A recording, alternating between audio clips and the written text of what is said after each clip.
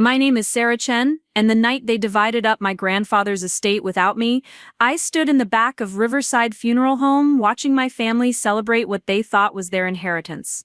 They had calculated every dollar, assigned every possession, and made one crucial miscalculation. They forgot that the old man who raised me from age 8, who taught me numbers before I could properly tie my shoes, might have left his most important lesson for the granddaughter they'd written off as worthless. When the lawyer asked if anyone knew the combination to the basement safe, I stepped forward with 6 digits that would change everything. My birthday wasn't just a date to my grandfather, it was the key to everything they thought they deserved but never earned. Before we jump back in, tell us where you're tuning in from, and if this story touches you, make sure you're subscribed because tomorrow I've saved something extra special for you. The February wind cut through my wool coat as I stood outside Riverside Funeral Home, watching the parking lot fill with luxury cars I didn't recognize. Mercedes sedans, BMW SUVs, even a Tesla that gleamed under the streetlights like it was posing for a commercial. I drove a 10-year-old Honda Civic with a dent in the rear bumper from when I'd backed into Mrs. Peterson's mailbox 3 months ago. The contrast wasn't lost on me, standing there in my department store black dress while designer heels clicked past me on the salted pavement. Inside, the viewing room buzzed with conversations that stopped the moment I walked through the door. Hushed voices resumed behind cupped hands, and I caught fragments of sentences that made my chest tighten. Poor thing, always been different from the rest of them. Never really fit in after, well such a shame she never amounted to much. I kept walking, my sensible flat silent against the burgundy carpet toward the casket where my grandfather lay in his best navy suit, the one he'd worn to my college graduation when no one else from the family had bothered to show up. Robert Chen looked peaceful, hands folded over the stomach that had expanded during his final years when he'd stopped caring about impressing anyone. His thick silver hair was combed back the way he'd worn it for 40 years, and someone had remembered to include his wedding ring, though my grandmother had been gone for 15 years. I touched his cold hand and whispered the words I'd been practicing in my car. Thank you for seeing me when they looked right through me. Thank you for teaching me that worth isn't measured in dollar signs or family approval. Thank you for believing I was enough. A throat cleared behind me, and I turned to find my Uncle Michael approaching with the calculated smile he'd perfected during 30 years of real estate deals. His silver hair was styled with too much product, and his black suit probably cost more than I made in 3 months at the accounting firm. "Sarah, sweetheart," he said, though we both knew the endearment was performed for the gathering crowd. "So glad you could make it. I know this is difficult for all of us." I nodded politely, the way my grandfather had taught me to respond when people said things they didn't mean. Of course I'd make it, Uncle Michael. Grandpa Bob was the most important person in my life. Michael's smile flickered, just slightly, because we both remembered the Christmas dinner 5 years ago when he'd suggested I was taking advantage of the old man's generosity by living in his house through college. We both remembered the phone calls that had stopped coming after I'd chosen accounting over joining his real estate empire. Patricia swept over in a cloud of expensive perfume and designer grief, her black dress probably featured on her Instagram story with some caption about family legacy and cherished memories. Her son Brandon followed close behind, checking his phone even here, even now. "Sarah darling," Patricia cooed, pulling me into a hug that lasted exactly long enough for someone to photograph it. "We're all family here, we need to stick together during these trying times." I wanted to ask her where that family solidarity had been during the past 5 years when my grandfather had slowly declined, and I'd been the only one visiting twice a week, helping him sort medications and balance his checkbook. I wanted to ask Brandon if he remembered my birthday parties when we were kids, before his father had decided I wasn't worth investing in. Instead, I said what my grandfather would have wanted me to say. "Thank you for being here." He would have appreciated seeing everyone together. The viewing lasted 3 hours, and I spent most of it listening to people who hadn't spoken to my grandfather in years share memories that sounded rehearsed. Patricia posted at least 6 photos on social media, each with captions about honoring family traditions and keeping his spirit alive through our success. Michael worked the room like a networking event, discussing property values with distant cousins and making plans for lunch meetings that would probably never happen.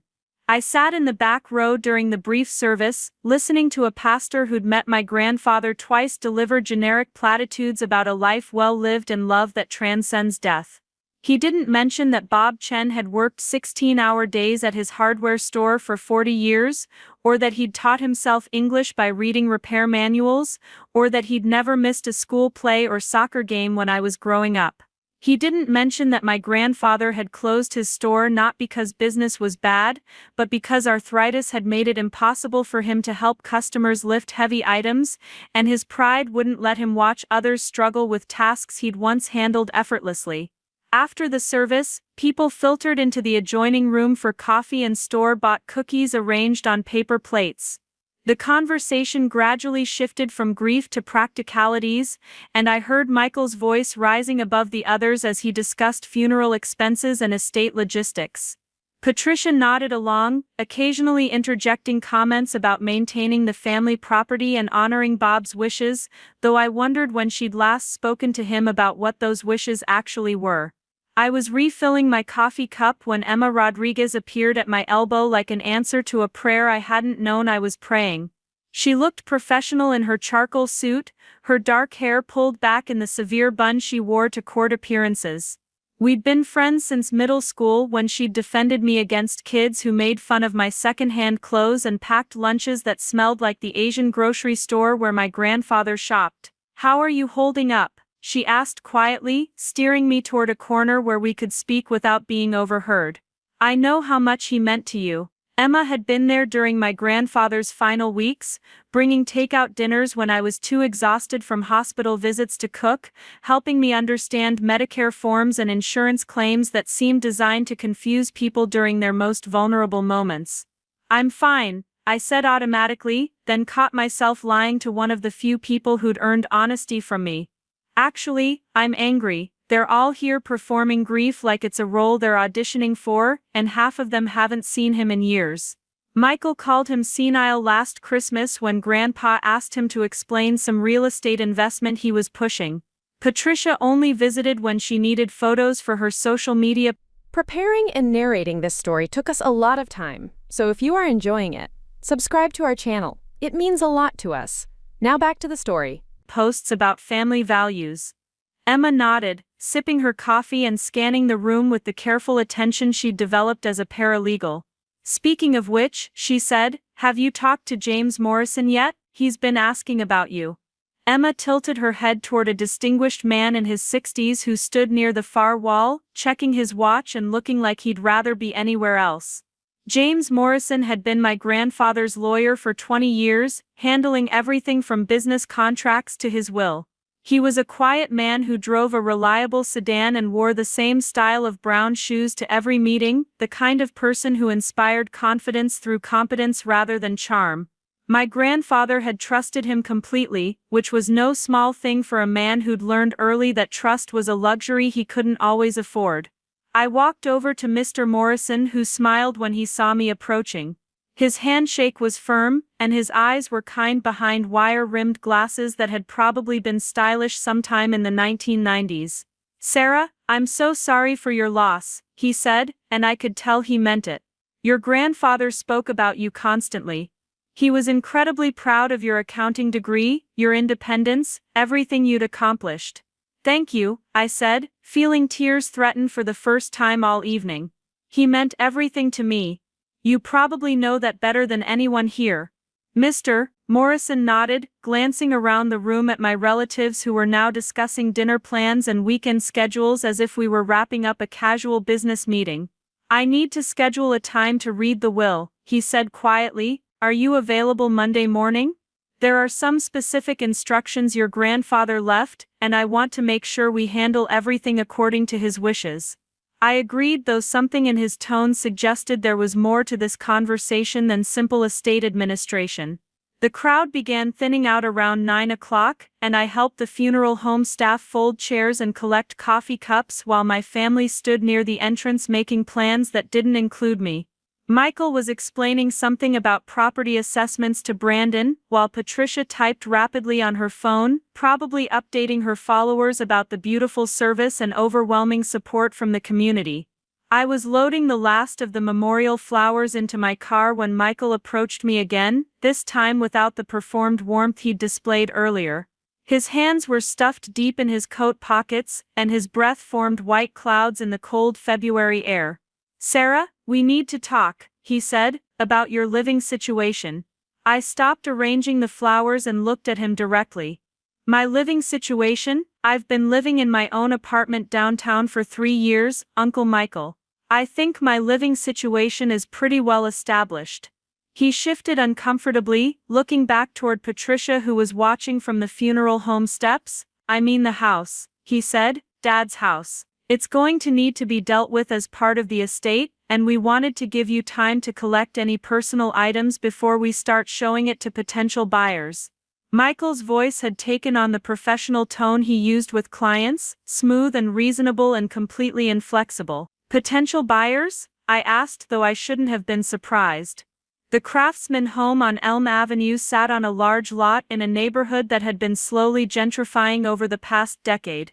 The house itself needed work: new roof, updated electrical, kitchen cabinets that hadn't been fashionable since the Carter administration, but the location was prime real estate for developers who specialized in teardowns and McMansions.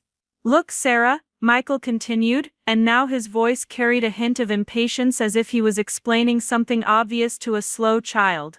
"The property taxes alone are $15,000 a year, and that's before you factor in maintenance, utilities, insurance. None of us can afford to keep it as some kind of shrine." Dad would have understood that. He was always practical about money. I wanted to laugh at the idea that my uncle, who drove a car worth more than most people's annual salary, was worried about property taxes and maintenance costs. I wanted to point out that my grandfather had lived in that house for 40 years, had raised me there after my parents died, had spent countless hours in the basement workshop building shelves and fixing lawn mowers and teaching me how to use power tools safely. Instead, I said, "I understand this is difficult for everyone. Let's wait and see what Mr. Morrison says on Monday before we make any decisions." Michael's jaw tightened, and I could see Patricia walking over to join the conversation, her heels clicking against the frozen pavement like a countdown timer. "There's not really much to discuss, Sarah," Patricia said, her voice sweet with the kind of condescension I remembered from childhood family gatherings. "The house needs significant work, and frankly none of us have the time or resources to deal with a major renovation project. We've already had 3 real estate agents give us preliminary assessments." "Already?" I asked. "Grandpa Bob has been dead for exactly 4 days. When did you find time to schedule real estate assessments?" Patricia's smile tightened, and she exchanged a glance with Michael that told me everything I needed to know about their recent conversations. "We're just being responsible, Sarah," Michael said. "Dad raised us to plan ahead, to think practically about these situations. You can't let emotions cloud your judgment when you're dealing with significant assets." The word emotions hit like a slap, as if my grief was some character flaw that prevented me from understanding basic financial realities. Brandon had been quiet during this entire exchange, but now he looked up from his phone long enough to add, "Plus, let's be honest, it's not like Grandpa had much else to leave behind. The store closed years ago, his savings account is pretty modest, and the house is his only real asset. We need to be smart about liquidating while the market is hot." Liquidating. As if 40 years of memories and the place where I'd learned to ride a bike and do homework and grieve my parents could be reduced to a line item on a balance sheet. I looked at these people who shared my DNA, but not my understanding of what family actually meant, and I felt something cold and hard settle in my chest. "You're right," I said finally, "we should definitely wait to hear what Mr. Morrison has to say on Monday. There might be details about the estate that we're not aware of yet." Michael seemed satisfied with this response, probably interpreting it as resignation to their plans. Patricia smiled and patted my arm like she was comforting a confused child. "Well, I'm sure everything will work out for the best," she said. "Family always takes care of family." Right? She said this while discussing plans to sell the only home I'd ever really known, but I just nodded and told them I'd see them at the lawyer's office. I drove home through empty streets, past the elementary school where my grandfather had walked me every morning for 3 years, past the park where he'd taught me to throw a baseball and explained why it was important to keep trying even when you struck out. My apartment felt smaller than usual when I finally climbed the stairs, and I sat at my kitchen table with a cup of tea, staring at the few photos I'd brought from his house over the years. There was one of him at my high school graduation, beaming with pride in his best suit and a tie that was slightly too wide for the fashion of the time. Another from my college acceptance party, just the two of us at his kitchen table with a grocery store cake that said "Congratulations Sarah" in blue frosting letters. A third from last Christmas when I'd convinced him to wear the ridiculous reindeer sweater I'd bought him as a joke gift, and he'd played along because making me laugh was more important to him than dignity. I thought about what Brandon had said, about my grandfather not having much to leave behind, and I felt the familiar surge of anger that had been building all evening.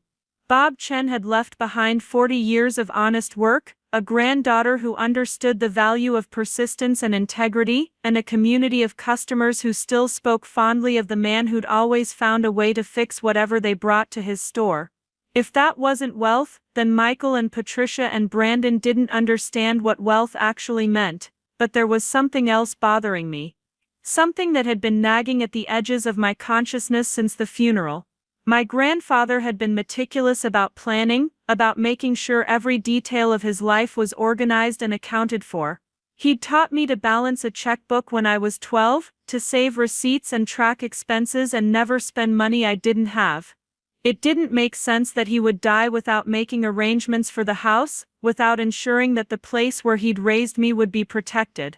I pulled out my phone and scrolled through the photos I'd taken over the past few months during my visits.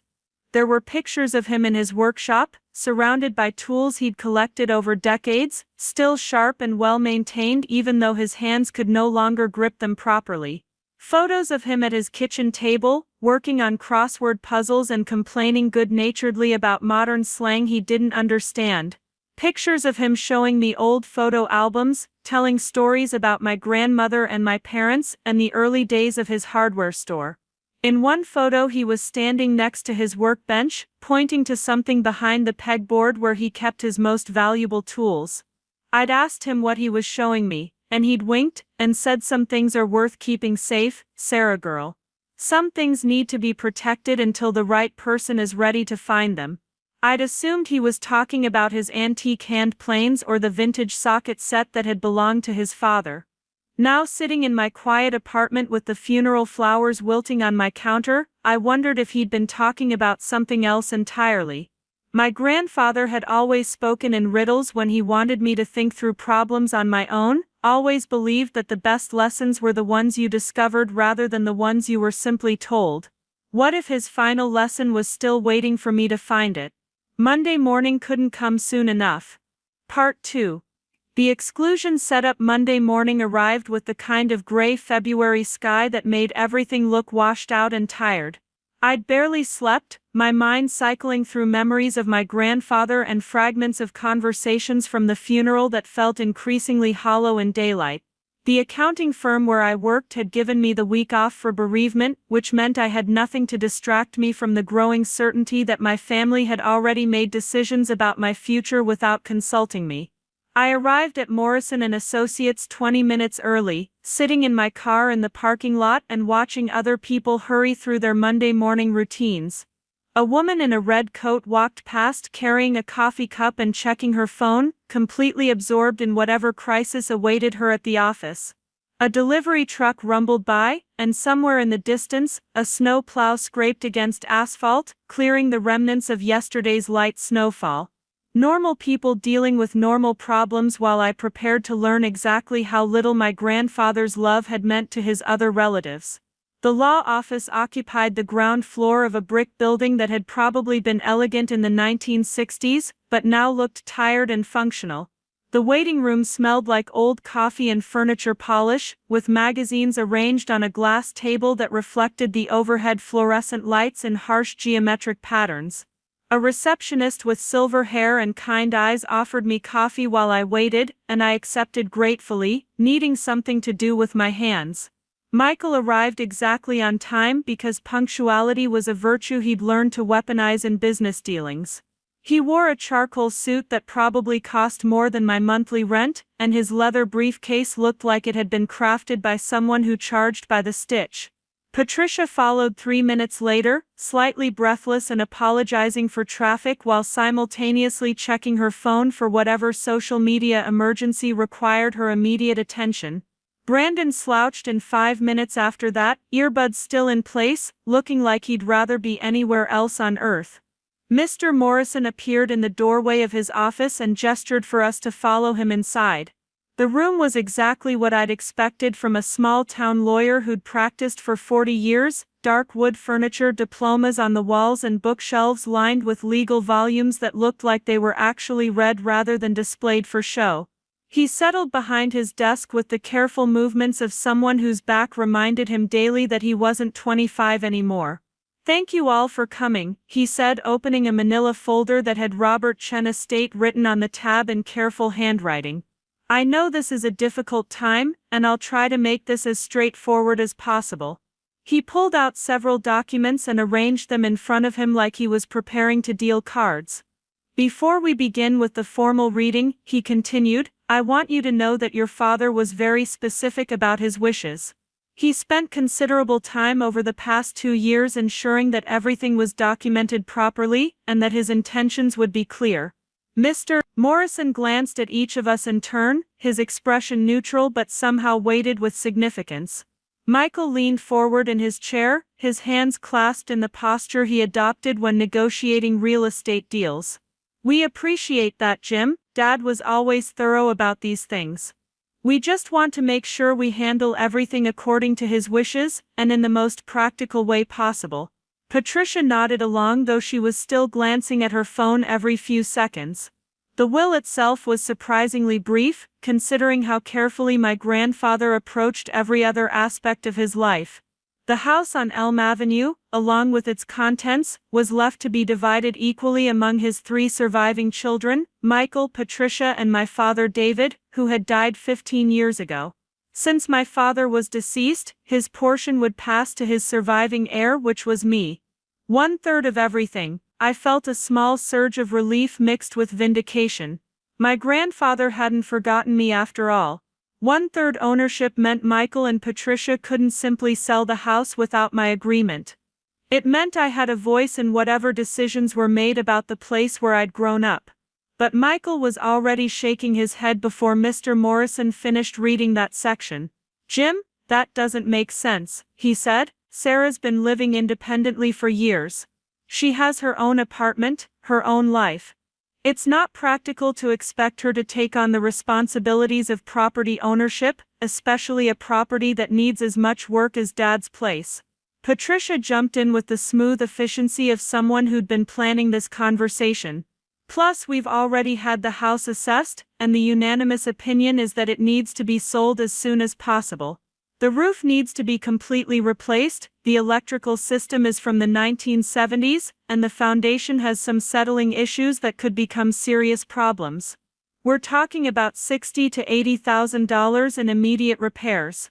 I stared at them, understanding with sudden clarity that they'd been having these discussions for weeks, maybe months. They'd been planning the disposition of my grandfather's estate while he was still alive, calculating the most efficient way to convert his home into liquid assets they could divide among themselves. The funeral had been a formality. This meeting was supposed to be a formality too, with me nodding along to decisions they'd already made. "Actually," I said, and my voice sounded steadier than I felt, "I'd like to understand the full scope of the estate before we discuss selling anything." "Mr. Morrison, are there other assets beyond the house?" Michael and Patricia exchanged a glance that lasted just long enough for me to notice it. Mr. Morrison consulted his papers again, and I caught something in his expression that might have been amusement. "The savings account contains approximately $18,000, he said. "There are a few small investments, some bonds that are worth maybe $12,000 total. And then there's the matter of the basement safe. The basement safe, Brandon spoke for the first time since we'd sat down, pulling out one earbud and looking genuinely interested. What basement safe? Michael frowned, clearly caught off guard by this information. Your father mentioned it several times over the past year, Mr. Morrison explained. He said there were important documents and some personal items that he kept in a combination safe in the basement workshop. He was quite insistent that it be opened as part of the estate settlement. Patricia leaned forward, her phone finally forgotten. What kind of documents? Are we talking about insurance policies, or maybe additional bank accounts? Her voice carried the kind of enthusiasm that people usually reserve for lottery tickets and surprise inheritances. I'm afraid I don't know, Mr. Morrison said. Your father was rather secretive about the contents. He just said that everything important would be in the safe, and that the right person would know how to open it.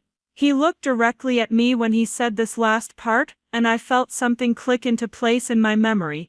My grandfather had been obsessed with birthdays.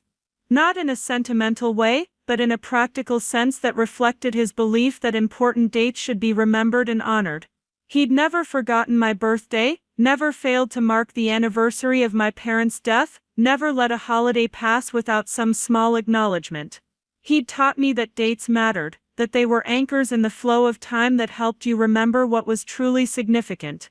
Do any of you know the combination? Mr. Morrison asked, though his eyes remained fixed on me. Michael shook his head immediately. Patricia looked frustrated, as if the safe was a puzzle she should be able to solve through sheer force of will. Brandon shrugged and put his earbud back in. I might, I said quietly. When was the safe installed? Mr. Morrison checked his notes and said it had been there for at least 15 years, probably longer. My grandfather had mentioned it in passing during one of their early meetings, back when he was updating his will after my grandmother died. 15 years ago, I would have been 13 living in his house, probably doing homework at the kitchen table while he worked on some project in the basement. Old enough to have established routines and traditions, young enough to still think that birthday celebrations were one of the most important things in the world. I think I know the combination, I said, but I'd like to try it myself, privately, before we involve everyone else. If I'm wrong, then we can figure out next steps together. Michael started to object, but Mr. Morrison held up a hand. That seems reasonable, he said. The safe is part of the estate, and Sarah has as much right to attempt opening it as anyone else. If she's successful, we can reconvene to discuss the contents. If not, we'll need to explore other options. Other options meaning calling a locksmith or a safe-cracking specialist, which would cost money that would come out of the estate before anything was distributed. Michael clearly understood this financial reality, and his objection died before he could voice it fully. Fine, he said, though his tone suggested it was anything but fine. But I want to be clear that we're not postponing other decisions indefinitely, while we chase after whatever Dad might have stashed away. The house still needs to be dealt with, and the longer we wait, the more it's going to cost us in taxes and maintenance. Patricia nodded vigorously. Exactly. We can't let sentiment override practical considerations. Dad would have wanted us to be smart about this, not emotional. The irony of Patricia lecturing anyone about emotion while simultaneously photographing her coffee cup for Instagram wasn't lost on me, but I kept my expression neutral. When can you try the safe? Mr. Morrison asked. I told him I could go to the house that afternoon, and he made a note in his file. He also handed me a set of keys, explaining that as one of the inheritors, I had the right to access the property for estate-related business. The meeting concluded with handshakes and promises to reconvene once the safe situation was resolved. Michael and Patricia lingered in the hallway outside the office, speaking in low voices that stopped when I approached. Brandon had already disappeared, probably to deal with whatever startup crisis required his immediate attention. Patricia said as I passed them, we really do want what's best for everyone. I know this is hard, but we're family, and family takes care of each other. The words sounded exactly like the ones she'd used at the funeral, and they felt just as hollow now as they had then. I understand, I replied. I want what's best for everyone too. That's why I think we should make sure we understand the full scope of what Grandpa Bob left behind before we make any irreversible decisions. Michael's jaw tightened, but he just nodded and headed toward the parking lot. I sat in my car for several minutes after they left, processing the conversation and trying to untangle my emotions from the practical realities. One-third ownership of the house was more than I'd expected, but it also meant I was now responsible for one-third of the taxes, maintenance, and repairs that Patricia had mentioned. If the house really needed $80,000 in immediate work, my share would be more than $25,000, money I absolutely didn't have. But there was something else, something that had been bothering me since Mr. Morrison mentioned the safe. My grandfather had been specific about important documents being stored there, and he'd been insistent that the right person would know how to open it. The right person, not the oldest son or the most financially successful relative, but the right person. I drove through the streets of my childhood, past the corner store where my grandfather had bought me candy after good report cards, past the library where he'd waited patiently while I checked out stacks of books that were probably too advanced for my age. The neighborhood had changed over the years, with new sidewalks and updated street signs, but the bones of it remained the same. The house on Elm Avenue looked smaller than I remembered, though I couldn't tell if that was because I'd grown up, or because 15 years of deferred maintenance had somehow diminished it. The front porch sagged slightly, and the paint on the shutters had faded to a color that might once have been forest green, but now looked more like the bottom of a pond. The lawn was brown and patchy, waiting for spring to decide whether it would recover or need to be replanted entirely. I unlocked the front door and stepped into the quiet that felt different from the peaceful silence I remembered from my childhood. This was the silence of abandonment, of a house that had been empty for too long. The air smelled like dust and old wood and the faint trace of the pipe tobacco my grandfather had smoked occasionally on the back porch during summer evenings. Everything looked exactly as he'd left it, which somehow made his absence more pronounced. His coffee cup sat in the dish drainer next to the sink. His reading glasses lay folded on the kitchen table next to a crossword puzzle that would never be completed. His favorite sweater hung on the back of his chair, still holding the shape of his shoulders. I walked through each room slowly, reacquainting myself with the geography of my childhood. The living room where we'd watched old movies on Sunday afternoons. The dining room that we'd only used for special occasions, though my grandfather's definition of special occasion had been broad enough to include any day when I'd gotten a good grade or learned something new. My old bedroom, still decorated with the wallpaper we'd chosen together when I was 14, small pink flowers that I'd thought were sophisticated at the time. His bedroom was the hardest to enter. The bed was made with military precision, corners tucked tight and pillows arranged exactly parallel to the headboard. His dresser still held the wooden tray where he'd emptied his pockets every evening, loose change, his keys, the pocket knife he'd carried for 40 years, and the pocket watch that had belonged to his father. I picked up the pocket watch and felt its familiar weight in my hand. It had stopped running years ago, but my grandfather had refused to get it repaired because he said it had earned its retirement. The inscription on the back was worn almost smooth, but I could still make out the words "To Robert, with love and faith in your future, from Mother and Father, 1962. The basement stairs creaked in exactly the same places they'd creaked when I was a child, sneaking down to watch my grandfather work on projects he'd sworn were too dangerous for little girls to observe closely. The workshop smelled like sawdust and machine oil, and the particular combination of metal and wood that meant home to me in a way that no other place ever had. His workbench stood against the far wall, still organized with the obsessive precision that had driven my grandmother to distraction. Every tool had its designated place, outlined in black marker on the pegboard, so there was never any question about where something belonged. Screwdrivers arranged by size, wrenches sorted by measurement, drill bits lined up like tiny soldiers in formation. Behind the workbench, just as I remembered from the photograph I'd taken months ago, was a section of pegboard that looked slightly different from the rest. The holes were spaced differently, and the white paint was a shade brighter, as if this section had been replaced more recently than the others. I ran my hands along the edges until I found what I was looking for, two small hinges that allowed the entire section to swing away from the wall. Behind the pegboard was a green metal safe, probably from the 1980s based on its design, with a combination dial that looked like it had been used regularly. The metal showed no signs of rust or damage, and the handle turned smoothly when I tested it. This wasn't some ancient relic that had been forgotten in the basement, this was a safe that had been accessed recently and maintained carefully. I stood in front of it for several minutes, thinking about birthdays and important dates and the lessons my grandfather had tried to teach me about remembering what mattered. Then I reached for the combination dial and began turning it slowly to the right. 03, 15, 96, March 15, 1996.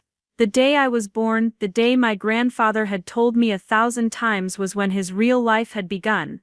The dial clicked softly as I turned it to each number, and when I pulled down on the handle after the final digit, I heard the satisfying thunk of tumblers falling into place. The safe door swung open on well-oiled hinges, revealing an interior that was larger than I'd expected, and more organized than seemed possible.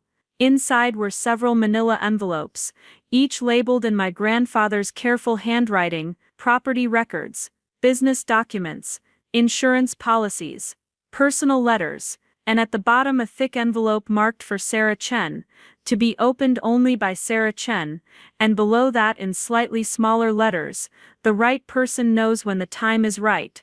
I reached for that envelope with hands that trembled slightly, not from fear but from the sudden understanding that my grandfather had been planning this moment for years. Whatever was inside wasn't just a surprise or a forgotten document. It was a message carefully preserved and strategically hidden, waiting for the granddaughter who'd learned his lessons about persistence and attention to detail. The envelope was sealed with tape that looked relatively fresh, and inside I found 3 items: a handwritten letter on my grandfather's personal stationery, a set of legal documents that looked official and complicated, and a small brass key attached to a keychain that read Property Management Office, Downtown Springfield. I opened the letter first, recognizing the careful cursive that had written birthday cards and grocery lists and notes in my school lunchboxes for years. Part 3. The hidden qualification reveal. My dear Sarah, the letter began, and I could hear his voice in the formal words he'd chosen. If you are reading this, then I am gone, and you have found your way to the safe the way I knew you would. You always were the smartest one in the family, even when they couldn't see it.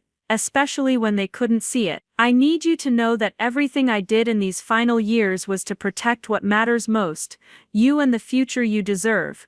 Your uncles and aunt are good people in their way, but they see dollar signs where I see legacy. They see problems to be solved where I see opportunities to be seized. They think they understand the value of what I'm leaving behind, but they don't know the half of it. The papers in this envelope will explain everything you need to know about the property on Commercial Street. Yes, Sarah, I own a building downtown, and it's worth considerably more than the house they're so eager to sell. I bought it 15 years ago with the money from selling Chen's hardware, and I've been renting it to businesses ever since. The income has been modest but steady, and more importantly, the property has appreciated far beyond what anyone expected when that part of downtown started coming back to life. I stopped reading and looked at the legal documents again, this time with understanding beginning to dawn. The papers were property deeds, tax records, and rental agreements for a 3-story brick building on Commercial Street, right in the heart of Springfield's slowly revitalizing downtown district. I knew the building he was talking about, a solid structure from the early 1900s that housed a coffee shop on the ground floor and office space above, but I had no idea my grandfather owned it. I'd walked past it hundreds of times over the years, sometimes stopping for coffee on my way to or from appointments downtown, never knowing that the modest rent checks being deposited into his account every month came from tenants in a building he'd purchased as an investment for my future. The letter continued. The building is completely paid off, Sarah. No mortgage, no liens, no debt of any kind. The rental income is approximately $4,000 per month, which has been more than enough to cover the property taxes, maintenance and insurance, with plenty left over for the account I've been building for you at First National Bank. First National Bank. I felt something cold settle in my stomach, as I realized that my family's estimate of my grandfather's savings had been wildly incorrect.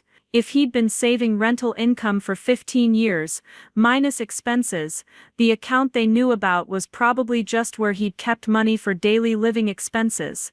The key in this envelope will open a safety deposit box at First National, box number 847.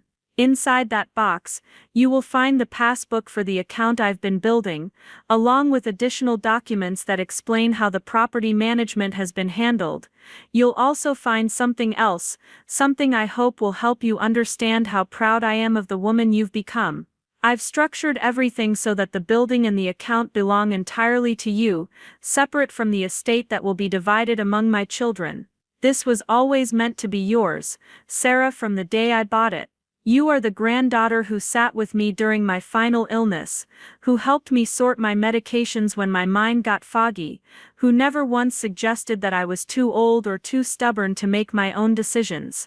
You are the one who inherited my gift for numbers and my appreciation for hard work. You are the right person.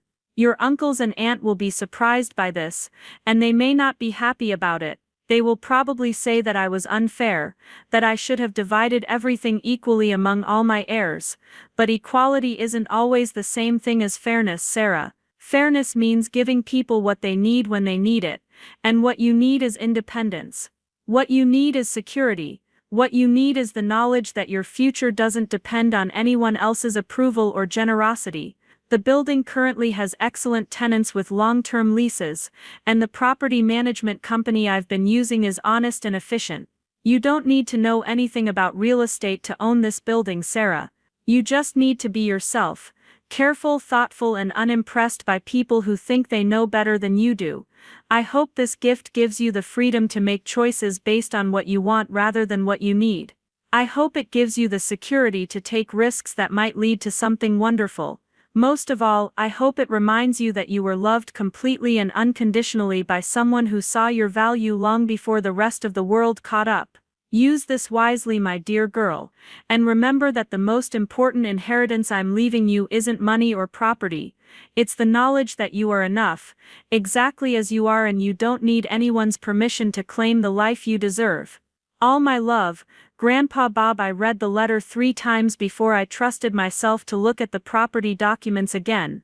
The building was appraised at $2.3 million as of last year. The rental income was actually $4,800 per month, not $4,000. And according to the bank statements tucked between the deeds, the savings account at First National contained just over $600,000. $600,000. I sat on my grandfather's workshop stool and stared at the number until it stopped looking like a mistake and started looking like reality. Combined with the building, my grandfather had left me assets worth nearly $3 million, completely separate from the house that Michael and Patricia were so eager to sell. But more than the money, more than the property, he'd left me something else, the knowledge that he'd been planning this for 15 years. While my family had been treating me like an afterthought, he'd been building a foundation for my independence. While they'd been discussing my limitations and my modest prospects, he'd been ensuring that I would never have to depend on their generosity or approval. I thought about the conversation in Mr. Morrison's office that morning, about Michael and Patricia's certainty that I couldn't handle property ownership, about their assumption that I would gratefully accept whatever small portion of the estate they deemed appropriate for someone with my limited resources. I thought about Brandon's dismissive comment about my grandfather not having much to leave behind. They had no idea what they were dealing with. They had no idea who they were dealing with. I carefully returned everything to the envelope except the brass key, which I tucked into my jacket pocket. Then I secured the safe and swung the pegboard back into place, making sure it looked exactly as it had when I'd arrived. There would be time later to retrieve the rest of the documents in the safe, but for now, I wanted to visit First National Bank and confirm what I'd just learned. The bank was a 10-minute drive from my grandfather's house, located in one of those solid brick buildings that had been constructed to last for centuries rather than decades. The safety deposit box area was in the basement, down a narrow flight of stairs that smelled like floor wax and old carpet. The clerk who assisted me was a middle-aged woman with efficient movements, and the kind of professional discretion that made me understand why my grandfather had chosen this bank for his important business. Box 847 was larger than I'd expected, roughly the size of a briefcase, and when I opened it with the brass key, I found exactly what my grandfather's letter had promised. Bank statements going back 15 years, showing steady deposits from Commercial Street Property Management, property insurance policies, tenant agreements, maintenance records, and at the bottom wrapped in tissue paper my grandmother's wedding ring and a small velvet box I'd never seen before. Inside the velvet box was a pair of pearl earrings that had probably been expensive when they were purchased, though their value was more sentimental than monetary. Attached to the box was a note in my grandfather's handwriting: "These belong to your grandmother, but she always said pearls should be worn by someone who understands their worth. She would have wanted you to have them." I put the earrings back in their box, and focused on the bank statements tracing the careful pattern of deposits and withdrawals that told the story of my grandfather's financial planning. He'd been methodical about everything, saving a fixed percentage of the rental income each month, setting aside money for property maintenance and improvements, building a cash reserve that could handle emergencies or opportunities. The most recent statement showed a balance of $623,847.16, more money than I'd ever imagined having access to, certainly more than I could earn in 20 years at the accounting firm where I currently worked. But looking at the careful records my grandfather had kept, I understood that this wasn't lottery money or some windfall that had fallen into his lap. This was the result of 15 years of patient planning, careful investment and disciplined saving. This was what financial independence actually looked like when it was built slowly and maintained thoughtfully. This was what my grandfather had been trying to teach me during all those evenings when he'd insisted on showing me how to balance a checkbook and track expenses, and think about money as a tool rather than a goal. I spent an hour in the bank's customer lounge, reading through lease agreements and property management reports, familiarizing myself with the business my grandfather had been running quietly for 15 years. The tenants were stable, long-term renters, a law firm that had occupied the second floor for 8 years, an accounting practice that had been on the third floor for 5 years, and the coffee shop on the ground level that had been there for 3 years. The property management company sent monthly reports that showed my grandfather had been a responsive but not intrusive landlord. Maintenance requests were handled promptly, rent increases were modest and predictable, and tenant turnover was minimal. The building was well maintained, fully occupied, and generating steady income that exceeded expenses by a comfortable margin. I was the owner of a small but profitable real estate business, and I'd had no idea it existed until this afternoon. The bank manager, a distinguished man who introduced himself as Robert Hayes, seemed to recognize my grandfather's name when I mentioned it during the paperwork process. "Mr. Chen was one of our most valued clients," he said, very thoughtful about his financial planning, very deliberate about building long-term security. He spoke often about his granddaughter who was studying accounting. "I take it that was you." "Yes," I said, though the words felt inadequate. "He was always very proud of your academic achievements," Mr. Hayes continued. "He said you had a natural gift for numbers and an understanding of money that couldn't be taught. He was quite confident that you would know what to do with the resources he was building for you." After completing the necessary paperwork to update the account access, I drove back to my apartment with my head spinning and my grandfather's letter folded carefully in my purse. I felt like I was living in someone else's life, or like I'd woken up from a dream to discover that the dream had been more real than my waking hours. $3 million. A profitable rental property. Financial independence that would allow me to make choices based on preference rather than necessity. And all of it carefully planned and patiently accumulated by a man who'd wanted to ensure that his granddaughter would never have to depend on family members who saw her as an obligation rather than an asset. I thought about the conversation I would need to have with Michael and Patricia, about their assumptions regarding my financial limitations and my inability to handle property ownership. I thought about their certainty that the house needed to be sold immediately, their urgency about converting everything to cash that could be divided efficiently among the rightful heirs. They still didn't know about the building or the bank account.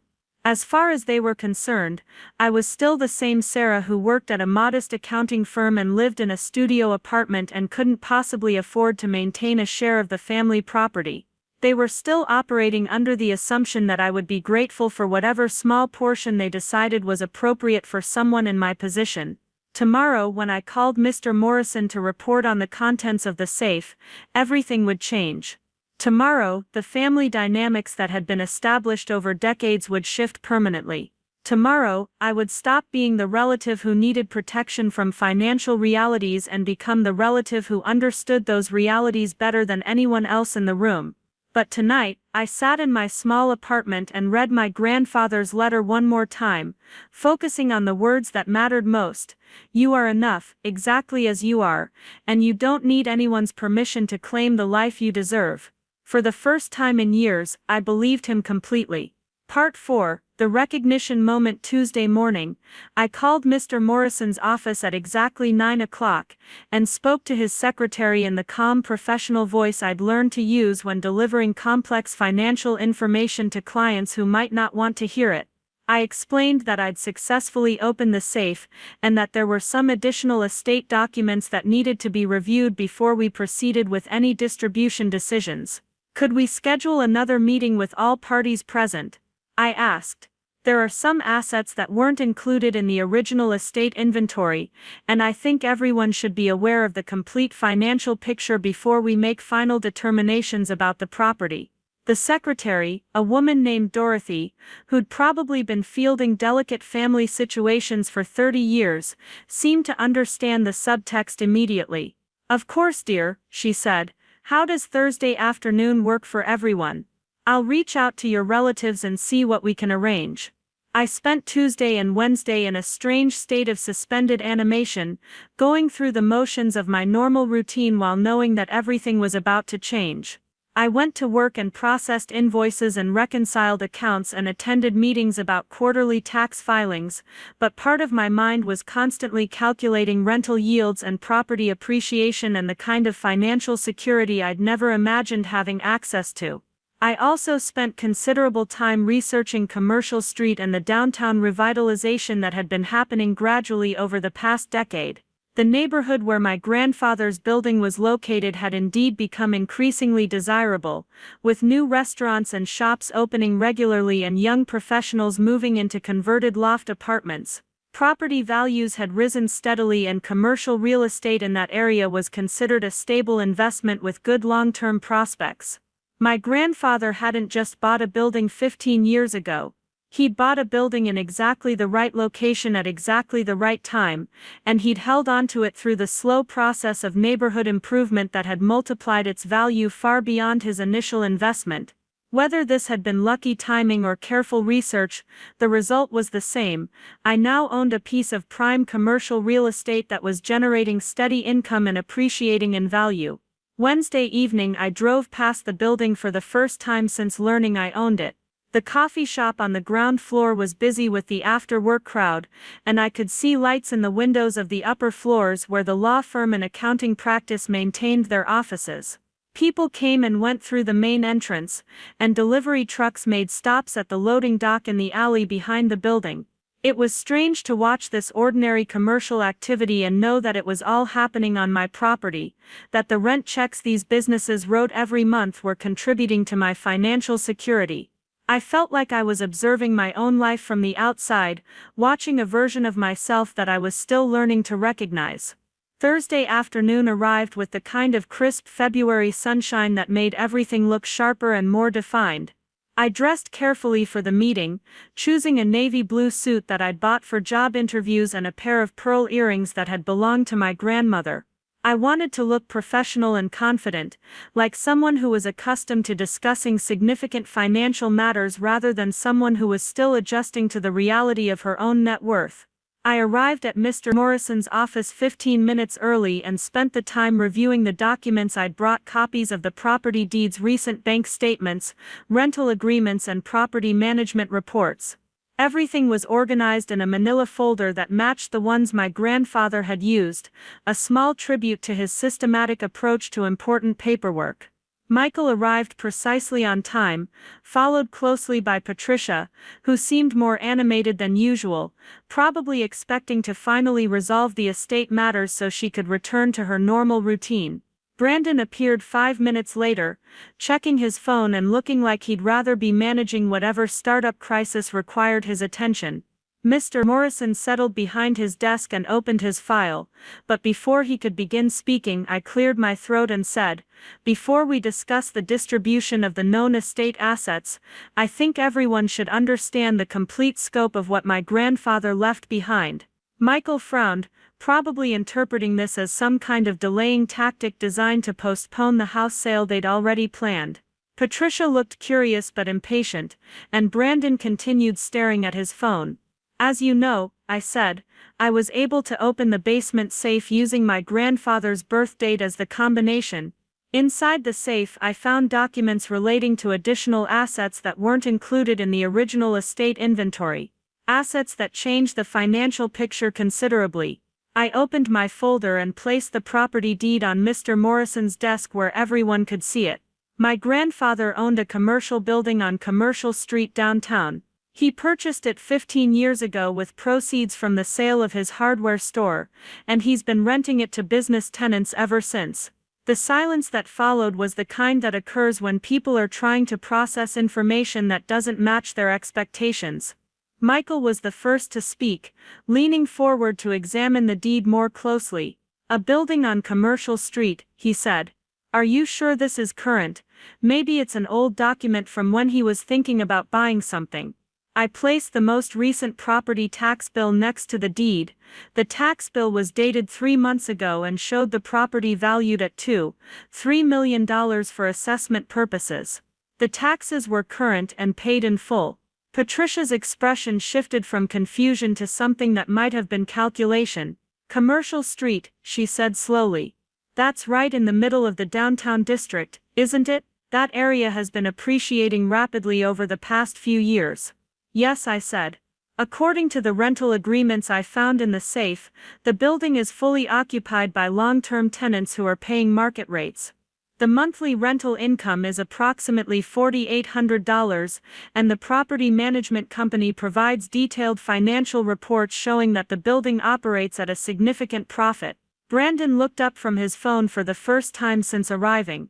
"Wait," he said, "are you telling us that Grandpa Bob owned a building worth over $2 million, and none of us knew about it? How is that possible?" I placed the bank statements next to the other documents. "He was depositing the rental income, minus expenses, into a separate savings account at First National Bank. The account currently contains over $600,000. At Grandpa's wake." Story but Part 3, of 5. The numbers hung in the air like physical objects that no one knew how to handle. Michael reached for the bank statements, scanning the figures with the kind of focused attention he usually reserved for real estate contracts. Patricia stared at the property deed as if she could make it disappear through sheer force of will. Brandon had finally put his phone down entirely, his usual air of disinterested superiority replaced by something that looked suspiciously like shock. Mr. Morrison cleared his throat, breaking the silence that had stretched uncomfortably long. "Sarah," he said, "did your grandfather leave any documentation about how he wanted these assets to be distributed? Are they part of the general estate, or were there specific instructions?" I reached into my folder and withdrew the letter my grandfather had written, still in its original envelope with my name written across the front in his careful cursive. "He left this for me," I said. "It explains his intentions regarding the building and the bank account." Michael's jaw tightened visibly. "Sarah, I think we need to be very careful about how we interpret any informal communications your grandfather might have left behind, Estate law is quite specific about how assets must be distributed, and personal letters don't necessarily have legal weight. Patricia nodded eagerly, sensing an opportunity to regain control of the conversation. Exactly, she said. We can't just assume that Dad meant for everything to go to one person. That wouldn't be fair to the rest of the family, especially when we're talking about such substantial assets. Actually, Mr. Morrison interjected, looking directly at Michael. If Robert documented his intentions clearly and the assets in question were held separately from the general estate, there may be significant legal weight to his written instructions. Estate planning often involves creating specific bequests that operate independently of the standard distribution formulas. I handed the letter to Mr. Morrison, who read it slowly while the rest of us sat in silence. His expression remained neutral, but I caught him nodding slightly at certain passages, and when he finished reading, he looked at me with something that might have been approval. "This is quite comprehensive," he said. "Your grandfather was very clear about his intentions and his reasoning. He also appears to have structured these assets specifically to avoid probate complications. The building and bank account were held in a revocable trust that names you as the sole beneficiary upon his death. A trust." Michael's voice had risen slightly, and he was making no effort to hide his frustration. "When did he set up a trust? Why weren't we informed about any of this?" Mr. Morrison consulted his files, pulling out several documents I hadn't seen before. "The trust was established 18 months ago," he said. "Robert was quite specific about maintaining confidentiality until after his death. He felt that discussing these arrangements prematurely might create family tensions that would be difficult to resolve." Patricia laughed, but there was no humor in the sound.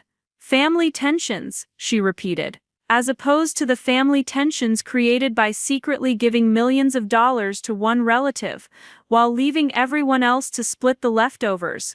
Those aren't leftovers," I said quietly. "The house and savings account that were included in the original will represent a substantial inheritance. You and Uncle Michael will each receive property worth several $100,000.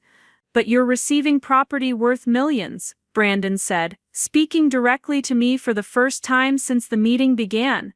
"Don't you think that's a little disproportionate? Don't you think maybe Grandpa Bob wasn't thinking clearly when he made these decisions?" The implication hung in the room like smoke from a fire no one wanted to acknowledge. Brandon was suggesting that my grandfather had been mentally incompetent when he'd structured his estate, that the careful planning documented in dozens of legal papers and financial records was the product of an addled mind rather than deliberate intent. I felt something cold and sharp settle in my chest, the same feeling I'd experienced at the funeral when they'd discussed liquidating his house while his body was still warm. But this time, instead of staying silent, I opened my folder and placed additional documents on the table. "These are cognitive assessments from my grandfather's doctor," I said. "They're dated 6 months ago, and they show no signs of dementia, Alzheimer's, or any other condition that would affect his decision-making capacity. I also have records showing that he consulted with 2 different estate planning attorneys before finalizing the trust documents." Michael reached for the medical records, his expression growing darker as he read them. The assessments were thorough and unambiguous. Robert Chen had been mentally sharp and fully competent when he'd made his final estate planning decisions. Furthermore, I continued, the property purchase and rental management show 15 years of consistent profitable decision-making. The building was bought at the right time in the right location, and it's been managed efficiently and professionally ever since. These aren't the actions of someone whose judgment was impaired. Patricia had been unusually quiet during this exchange, but now she leaned forward with the kind of smile that meant she was about to say something unpleasant. "Sarah, sweetie," she said, "I think you're missing the bigger picture here. This isn't about your grandfather's mental capacity. This is about fairness and family values."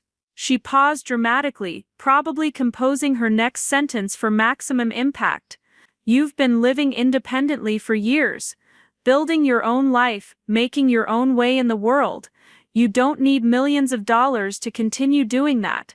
But Michael has a family to support, college tuition to pay, business investments that could benefit everyone. I have my platform, my brand, opportunities to create something meaningful that reaches thousands of people. The audacity of this argument was breathtaking. Patricia was suggesting that I should voluntarily surrender my inheritance because I was single and childless, because my life was smaller and less important than the lives of people who had families and businesses and social media followings. She was arguing that my grandfather's carefully planned bequest should be redistributed based on her assessment of who deserved it most. My grandfather didn't leave me this inheritance because I needed it, I said, my voice steadier than I felt.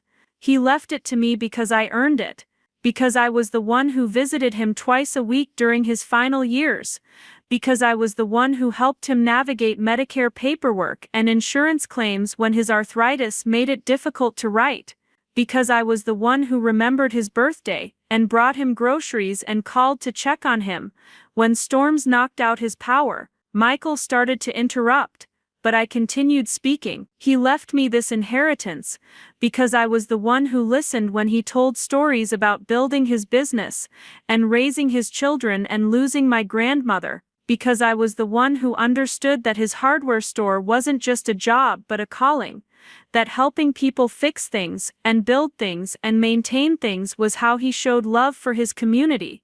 I looked directly at Patricia, meeting her perfectly made-up eyes, with the kind of steady gaze my grandfather had taught me to use when dealing with people who tried to intimidate through volume or manipulation.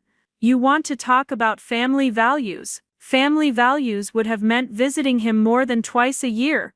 Family values would have meant calling him on holidays instead of just posting photos on social media about the importance of cherishing our elders. The room fell silent again, but this silence felt different from the shocked quiet that had followed my revelation about the building. This was the silence of people confronting truths they'd spent years avoiding, of family members recognizing that their own behavior was being evaluated and found wanting. Brandon cleared his throat uncomfortably. "Look," he said, "I think we're all getting a little emotional here. The bottom line is that Grandpa Bob had the right to distribute his assets however he wanted. If he chose to leave the building and bank account to Sarah, then that's his decision to make." Michael turned to stare at his son as if Brandon had just announced his intention to join a cult. "You're okay with this?" he asked. "You're okay with your cousin inheriting millions while we split whatever's left?" Brandon shrugged, looking more like the disinterested 20-something I remembered from family gatherings than the indignant air he'd been playing moments earlier. "I mean, it's not like I was counting on Grandpa's money to fund my lifestyle," he said. "My startup is doing fine, and honestly, the whole real estate thing sounds like a lot of work. Sarah's the one with the accounting background. She's probably better equipped to handle property management than any of us." This pragmatic acceptance seemed to infuriate Michael more than outright opposition would have. He stood up abruptly, pacing to the window and back like a caged animal. "This is insane," he said. "We're talking about a family business, a family legacy, and we're just going to hand it over to someone who's never shown any interest in real estate or property development." "Actually, Mr. Morrison said mildly, according to the documentation your father left behind, the building has been managed very successfully for 15 years without any input from family members with real estate experience. The property management company has maintained high occupancy rates, kept maintenance costs reasonable, and generated consistent profits throughout multiple economic cycles." He pulled out a folder I hadn't seen before and placed it on the desk.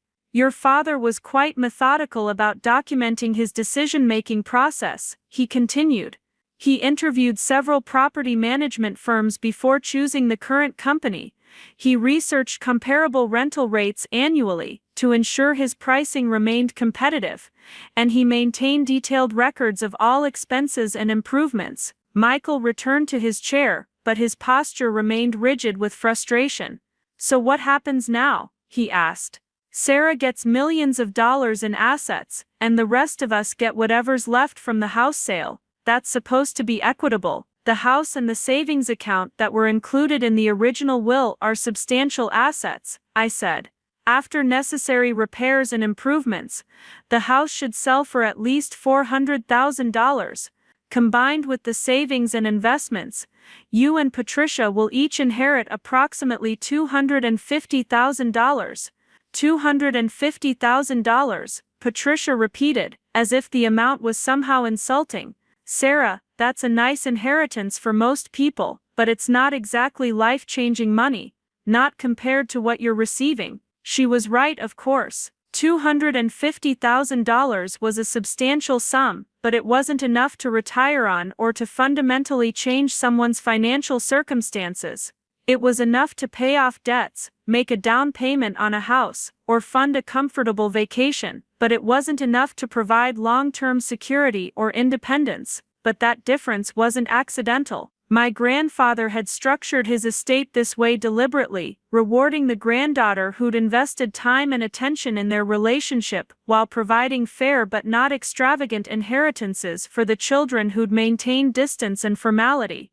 Mr. Morrison seemed to sense the direction of the conversation and intervened before it could deteriorate further. "I think it might be helpful to review the specific language your father used in his letter," he said. He was quite thoughtful about explaining his reasoning. He opened the letter and read aloud, "Equality isn't always the same thing as fairness. Fairness means giving people what they need when they need it, and what Sarah needs is independence. What she needs is security. What she needs is the knowledge that her future doesn't depend on anyone else's approval or generosity." The words hit differently when spoken by someone else, carrying weight that seemed to fill the room. My grandfather had understood something about family dynamics that his children had either missed or chosen to ignore, that love and financial support weren't the same thing, and that true generosity sometimes meant making decisions that others might view as unfair. Michael's phone buzzed, and he glanced at it with the reflexive attention of someone whose business depended on constant communication. Whatever he saw on the screen seemed to remind him of obligations beyond this meeting, and his expression shifted from frustration to resignation. "Fine," he said. "If this is what Dad wanted, then I guess this is what we're dealing with. But I want it on record that I think this creates an unfortunate precedent for how family relationships should work going forward." Patricia nodded vigorously.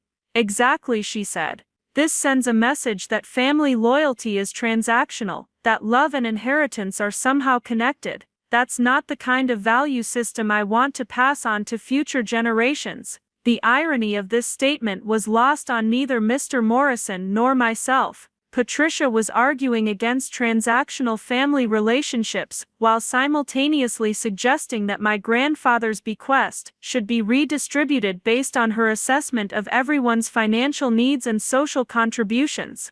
She was objecting to the connection between love and inheritance while advocating for a system that would reward her lifestyle brand and Michael's business investments over my years of caregiving and companionship. "I think we should be careful about characterizing my grandfather's decisions as transactional," I said. "He didn't leave me this inheritance because I earned it through some kind of point system. He left it to me because he understood that I would use it responsibly, that I would honor the values he tried to teach me, and that I would continue the legacy of careful planning and thoughtful decision-making that he spent his entire life modeling." Mr. Morrison nodded approvingly. "That's very well put, Sarah," he said. "Estate planning is ultimately about ensuring that assets are transferred to people who will steward them according to the deceased person's values and intentions. Your grandfather clearly believed that you would be the best steward of these particular assets." Brandon, who had been quiet since his earlier pragmatic observation, suddenly spoke up again. "You know what's funny about this whole conversation," he said. "We're all sitting here arguing about fairness and family values, but none of us are talking about what Grandpa Bob actually accomplished." He looked around the table, making eye contact with each of us in turn. "He bought a building 15 years ago with money from his hardware store, and he turned it into an investment that's worth millions of dollars today. He saved over $500,000 while continuing to live modestly and help support his granddaughter's education. He created a financial legacy that will provide security for generations. Brandon paused, and for the first time since I'd known him, he sounded like someone who understood the difference between making money and building wealth. That's not luck, he continued. That's not accident, that's skill and patience and discipline. Maybe instead of arguing about who deserves what, we should be asking ourselves what we can learn from how he approached financial planning. This observation seemed to deflate some of the tension in the room. Michael leaned back in his chair, his posture relaxing slightly. Patricia stopped fidgeting with her phone and looked thoughtful for the first time since the meeting had begun. "You're right," Michael said finally. "Dad was always good with money, but I didn't realize how good until today. I've been focused on the real estate aspects of this situation, but the investment strategy he employed was actually quite sophisticated." He looked at me with something that might have been respect. "Sarah, I owe you an apology," he said. "I've been thinking about this inheritance as if it was some kind of windfall that fell into your lap, but clearly your grandfather put a lot of thought into these decisions. You were obviously important to him in ways that I didn't fully appreciate." Patricia nodded slowly. "I think I owe you an apology too," she said. "I've been so focused on the dollar amounts that I lost sight of the relationship aspects. You did spend a lot of time with him during his final years, and that meant something to him that can't be measured in financial terms." These apologies felt genuine, though I suspected they were motivated at least partially by the recognition that the legal and financial structures my grandfather had created were unassailable. They could object to his decisions, but they couldn't change them, and continuing to argue would only damage relationships without achieving any practical results. Mr. Morrison seemed to sense that we'd reached a resolution of sorts, and began organizing the papers on his desk. "So," he said, "shall we proceed with the estate distribution as your father outlined? The house and associated assets will be divided between Michael and Patricia, and the building and bank account will transfer to Sarah, according to the terms of the trust." I nodded, feeling a mixture of relief and anticipation. "Yes," I said. "I'd like to schedule a meeting with the property management company so I can understand the day-to-day operations and make sure the transition goes smoothly for the tenants." Michael stood up, straightening his suit jacket with the careful movements of someone who was trying to regain his professional composure. "Sarah," he said, "if you ever need advice about property development or real estate investment strategies, please don't hesitate to call me. This is a significant responsibility you're taking on, and family should help family navigate these kinds of challenges." The offer was genuine, and I appreciated the implicit acknowledgement that my new role as a property owner was legitimate and potentially complex. "Thank you, Uncle Michael," I said. "I'm sure I'll have questions as I learn more about the business side of real estate." Patricia gathered her purse and phone, but before heading toward the door, she turned back to me with an expression I couldn't quite read. "Sarah," she said, "I know we haven't always been as close as we could have been, but I want you to know that I'm proud of what you've accomplished. Your grandfather saw something in you that he wanted to nurture and protect, and clearly he was right to trust you with this responsibility." These words felt more meaningful than her earlier apology, perhaps because they acknowledged not just my inheritance, but my character and competence. "Thank you, Aunt Patricia," I replied. "That means a lot coming from you." As we prepared to leave Mr. Morrison's office, I realized that something fundamental had shifted in my family relationships over the past hour. The dynamic that had positioned me as the young relative who needed guidance and protection had been replaced by a new understanding of my financial independence and decision-making authority. I was no longer the granddaughter who worked at a modest accounting firm and lived in a studio apartment. I was the granddaughter who owned valuable commercial real estate and had sufficient resources to make choices based on preference rather than necessity. I was the family member who had been specifically chosen by my grandfather to carry forward his legacy of careful planning and thoughtful investment. Walking out of the law office into the cold February afternoon, I felt like I was stepping into a different version of my own life. The same streets, the same buildings, the same gray winter sky, but everything looked different when viewed from the perspective of someone who had options instead of obligations. My phone buzzed with a text message from Emma Rodriguez. "How did the meeting go? Are you okay? Do you need to talk?" Her friendship had been one of the constants in my life during the uncertain weeks since my grandfather's death, and I realized how much I was looking forward to sharing this news with someone who would understand its significance. I texted back, "Meeting went better than expected. Much better. Are you free for dinner tonight? I have a lot to tell you." Her response came immediately, "Of course. My place at 7. I'll cook something celebratory just in case." As I drove home through the familiar streets of Springfield, I thought about my grandfather's letter and his hope that this inheritance would give me the freedom to make choices based on what I wanted rather than what I needed.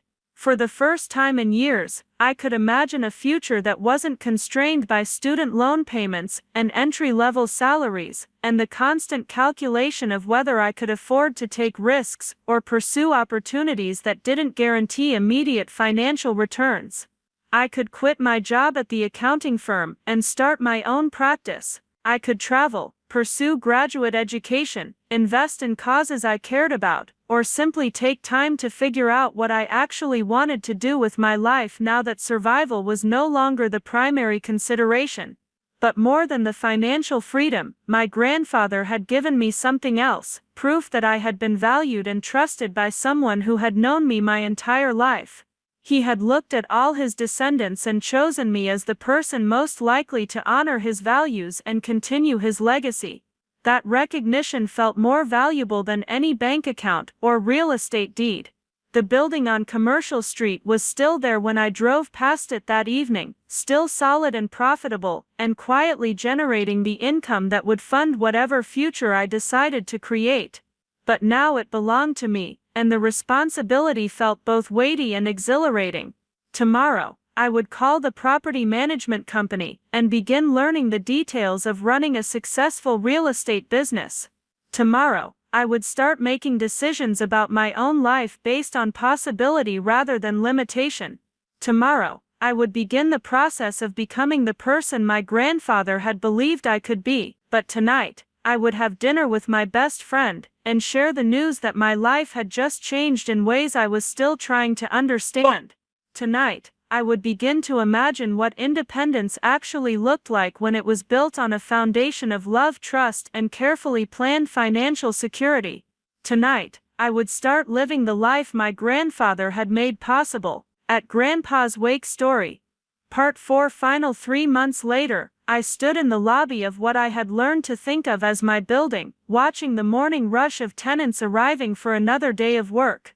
The coffee shop on the ground floor was bustling with its usual crowd of downtown professionals grabbing their caffeine fix before heading to offices throughout the district. The familiar smell of roasted beans and fresh pastries filled the air, mixing with the subtle scent of the lemon oil the cleaning crew used on the hardwood floors each week. The building had become as familiar to me as my own apartment, maybe more so since I'd been spending considerable time here learning the intricacies of commercial property management. What had seemed overwhelming in February now felt manageable, even enjoyable. There was something deeply satisfying about maintaining a piece of real estate that served its community well, that provided reliable space for businesses to thrive and generate employment for dozens of people. Jennifer Walsh, the property manager who had worked with my grandfather for the past 8 years, emerged from the small office tucked behind the main staircase, carrying a manila folder that probably contained the monthly financial reports I'd grown accustomed to reviewing.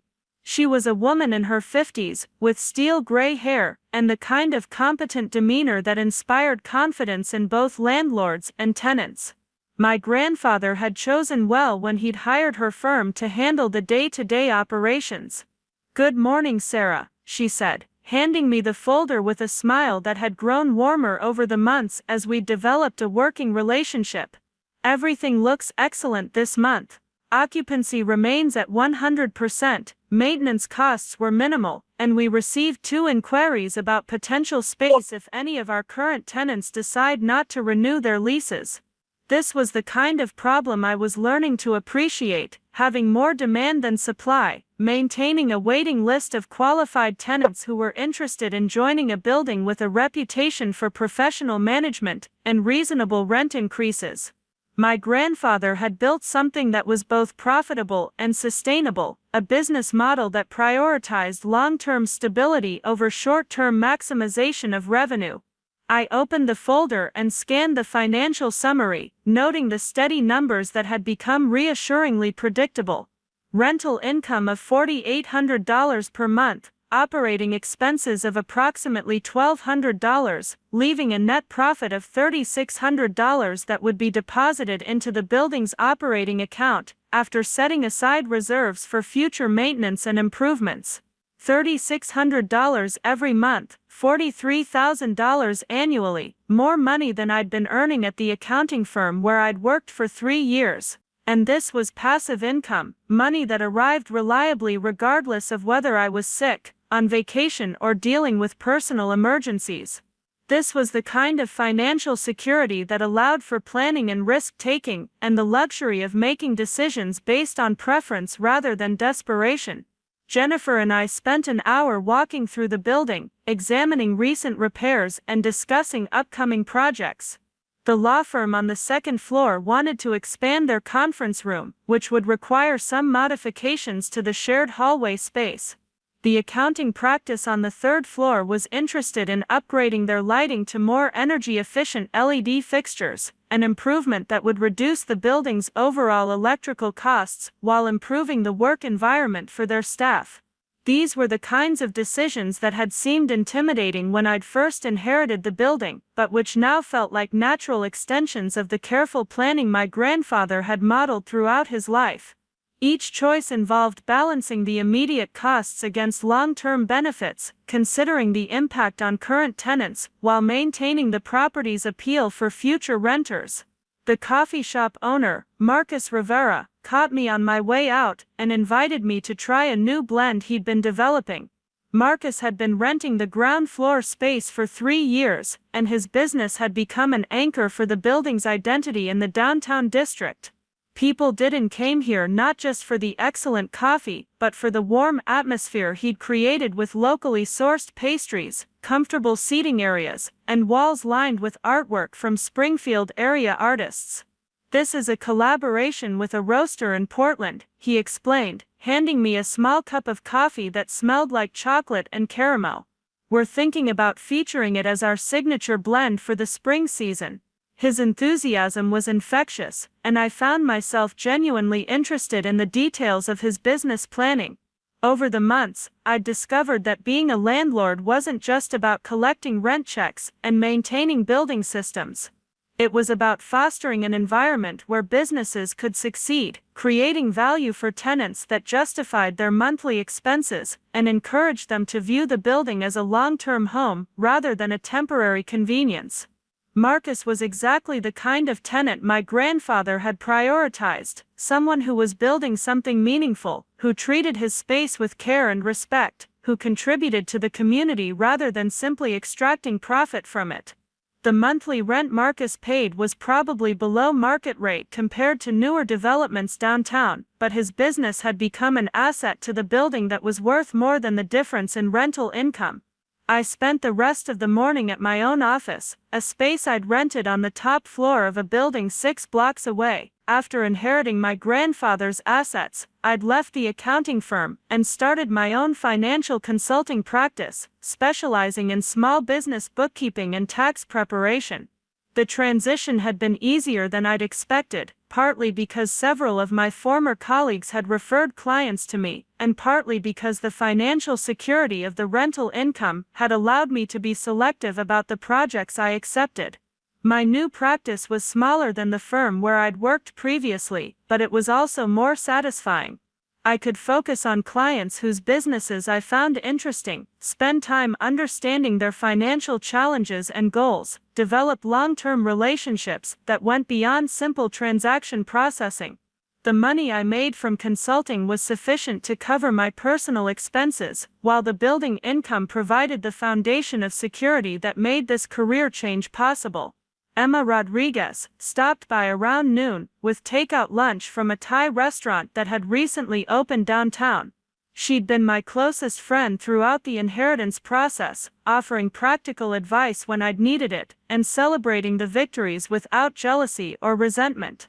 Having someone who understood both my previous financial constraints and my current opportunities had been invaluable during the transition period. "So how does it feel?" she asked, as we unpacked containers of pad thai and green curry. "6 months ago you were worried about making rent on your studio apartment, and now you're a commercial real estate owner and business consultant. Does it feel surreal?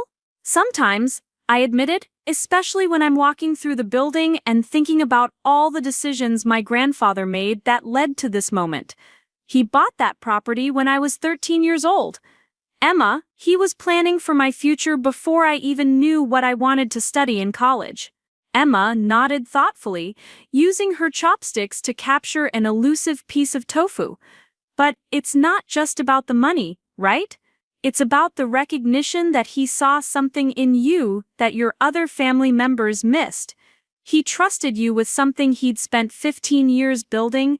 That recognition had been almost as valuable as the financial inheritance itself. For years, I'd been the family member who was tolerated rather than celebrated, included out of obligation rather than genuine interest. Learning that my grandfather had chosen me as the steward of his most important assets had fundamentally changed how I understood my own worth and capabilities. The relationship with Michael and Patricia had evolved significantly over the months since the estate settlement. The initial resentment and confusion had gradually been replaced by something that resembled mutual respect, though we would probably never be close in the way that some families manage to achieve. Michael had actually been helpful during the transition period, offering advice about property management and connecting me with contractors who could handle maintenance issues efficiently and affordably. His expertise in real estate development had proven valuable when I'd needed to understand zoning regulations and building codes, and his referrals had saved me considerable time and money. Patricia had surprised me by becoming something of an advocate for my new business venture. She'd featured my consulting practice on her social media channels, highlighting the importance of supporting local small businesses and women entrepreneurs. Her followers had generated several client referrals, and her public support had helped establish my credibility in the Springfield business community more quickly than might otherwise have been possible. Brandon had remained largely uninvolved, which suited everyone involved. His startup was apparently doing well enough to keep him busy with his own concerns, and he seemed genuinely uninterested in the family real estate dynamics that had consumed so much energy during the winter months. But the most significant change had been in my own sense of identity and possibility. The inheritance had provided financial security, but more importantly, it had given me permission to think about my life in terms of what I wanted to create rather than what I needed to survive. That shift in perspective had opened up options I'd never seriously considered when every decision had been filtered through the lens of immediate economic necessity. I'd started volunteering with a local organization that provided financial literacy education to high school students, teaching classes about budgeting, saving, and understanding credit that I wished had been available when I was their age.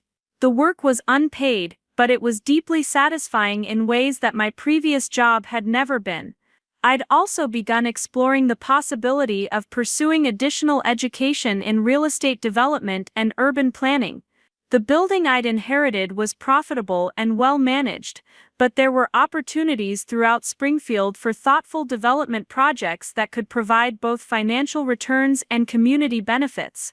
My grandfather's success with Commercial Street had demonstrated that patient, strategic investment could generate wealth while contributing to neighborhood improvement. The downtown district continued to evolve, with new businesses opening regularly and young professionals moving into converted residential spaces. There were opportunities for someone with capital and community connections to participate in that growth thoughtfully and responsibly. The afternoon brought a phone call from Mr. Morrison, who had become something of a mentor during the months since the estate settlement. He occasionally reached out with questions about estate planning strategies for other clients, seeking my perspective on inheritance structures that balanced family harmony with individual recognition. "Sarah," he said, "I have a client who's in a situation somewhat similar to your grandfather's circumstances. He's built a successful business over 30 years, and he's trying to decide how to structure his estate to ensure that the assets go to the family members who will be the best stewards." This had become a recurring theme in our conversations. My grandfather's approach to estate planning had been unusual in its deliberate asymmetry, but the results had been sufficiently positive that other clients were interested in similar strategies. The key, Mr. Morrison and I had concluded, was ensuring that the decision-making process was documented clearly and that the reasoning was communicated effectively to all family members. The challenge was always balancing individual recognition with family harmony, rewarding the people who had invested time and effort in relationships while avoiding the appearance of favoritism or unfairness. My grandfather had succeeded partly because his decision had been based on observable patterns of behavior over many years, not temporary circumstances or single incidents. We discussed the specific details of Mr. Morrison's current client situation, and I found myself offering advice based on my experience with family dynamics and financial transitions. It was gratifying to think that the difficult conversations I'd navigated with Michael and Patricia might help other families approach similar challenges more successfully. Evening brought me back to the building for a tenant appreciation event that Jennifer had organized in the coffee shop. Marcus had stayed open after regular hours to host current tenants and their families, along with several prospective renters who were interested in learning more about the building's community atmosphere. The event was casual but well attended, with representatives from all three tenant businesses mingling with their families and discussing everything from local politics to upcoming downtown development projects. I found myself in conversations with people who viewed the building not just as a place to conduct business, but as part of a larger community of professionals who were contributing to Springfield's economic development. Rebecca Chen, who ran the accounting practice on the third floor and happened to share my surname despite no family relationship, approached me with a proposal that I found both intriguing and flattering. She was considering expanding her practice to include financial planning services for small business owners, and she wondered if I might be interested in a collaborative arrangement that could benefit both our client bases. The conversation that followed was exactly the kind of professional opportunity that my previous financial constraints would have prevented me from considering seriously. Dr. Chen was proposing a partnership that would require investment of both time and money, with potential returns that were significant but not guaranteed. It was the kind of calculated risk that became possible when basic security was already established. We agreed to schedule a more detailed meeting to explore the logistics and financial projections, but the preliminary discussion left me energized about possibilities I hadn't previously considered. Building wealth, I was learning, wasn't just about accumulating assets, but about creating opportunities for those assets to generate additional value through strategic partnerships and investments. As the evening wound down and tenants began gathering their coats and saying their goodbyes, I found myself standing in the building lobby with Jennifer, reviewing the success of the event and discussing plans for similar gatherings in the future. The building felt alive in a way that went beyond simple commercial activity, more like a small community of people who had chosen to work together in a space that supported their individual goals while fostering collective success. "This is what your grandfather envisioned," Jennifer said, watching the last of the tenants head out into the cool May evening. "He always talked about creating something that would last longer than his own involvement, something that would continue generating value for people long after he was gone." I thought about that observation during the drive home to my new apartment, a larger space in a building with better amenities that I'd been able to afford once the rental income had stabilized my financial situation. My grandfather had indeed created something lasting, but it wasn't just the building or the bank account or the monthly income stream. He had created a model for how financial planning could serve values beyond simple accumulation. The building provided good space for businesses that contributed to their community. The rental income supported tenants who were building something meaningful with their professional lives. The inheritance had enabled me to make career choices based on interest and aptitude rather than desperation and survival. Most importantly, he had demonstrated that wealth could be built patiently and transferred thoughtfully, that financial success was compatible with generosity and community responsibility.